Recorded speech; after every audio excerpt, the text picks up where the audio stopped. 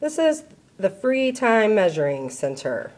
During this time, you will be allowed to walk around the room and measure different objects. You will write each item in this column and its measurement in inches in this column. I would like for third grade to measure to the nearest half inch and for fourth grade to measure to the nearest quarter inch. When we look at your ruler, you have to be careful when you're measuring. If you notice at the top of this ruler, the first line is not on the edge of the ruler. Therefore, you would have to line the object up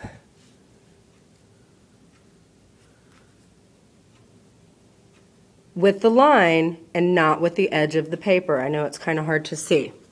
So what happens when we want to measure something that is longer than our 12 inches, like this desk? I'm going to take my ruler, I'm going to start at the edge, as so, and I'm going to measure my first 12 inches. Okay? If you were measuring on paper, you could then mark this spot with a pencil. I only have one hand, and I'm measuring on an object that I cannot write on, so I'm going to mark where I stopped with this edge of paper. Then I'm going to write 12 inches plus right here, because I know it's 12 inches plus whatever I measure now. I'm now going to move my ruler to line up with the edge of the paper and continue measuring.